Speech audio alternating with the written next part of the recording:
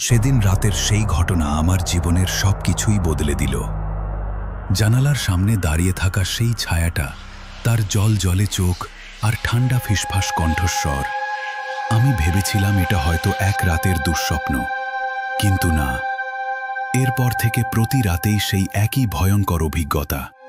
কবর থেকে সেই ছায়ামূর্তির হামাগুড়ি দিয়ে উঠে আসা, জানালায় থাবা, দরজায় চাপড়, আর আমার কানে কানে ফিসফিস করে নাম ধরে ডাকা। চোখ বন্ধ করলেই ভেসে উঠত দাদুর সেই বিকৃত মুখ। হিমশীতল জ্বলন্ত চোখে আমার দিকে তাকিয়ে আছে। মনে হতো চোখ খুললেই তিনি আমার একদম সামনে।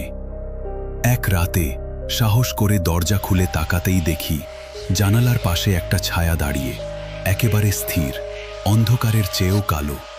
তা ধীরে ধীরে আমার দিকে এগিয়ে এলো। ভয়ে আমি দম বন্ধ করে তাকিয়ে রইলাম। তারপর একদম আমার সামনে এসে বলল, আর মুহূর্তেই অদৃশ্য হয়ে গেল।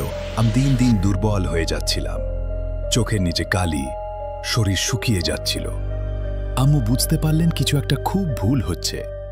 জোর করে সব জানলেন। আমার কথা শুনে তিনি ভয়ে কেঁপে উঠলেন। তারপর আমায় নিয়ে গেলেন এক পীর সাহেবের কাছে। পীর সাহেব শুনে বললেন, ও আত্মাটা কিছু ফেরত চায়, কিছু যেটা তুমি নিয়েছ। তখন মনে পড়ল আমি দাদুর একটা পকেট ঘড়ি লুকিয়ে রেখেছিলাম।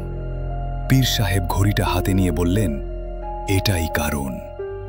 ওর শান্তি হবে না যতক্ষণ না তুমি ওটা ফিরিয়ে দাও।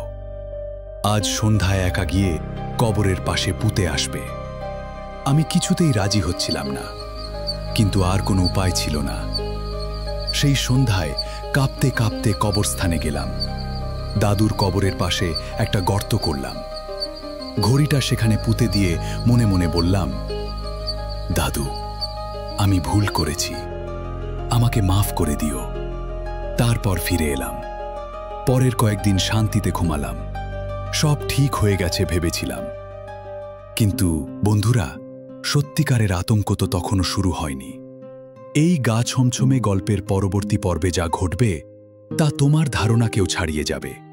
আমাদের সাথে থাকো, কারণ সেই রাত এখনো শেষ হয়নি।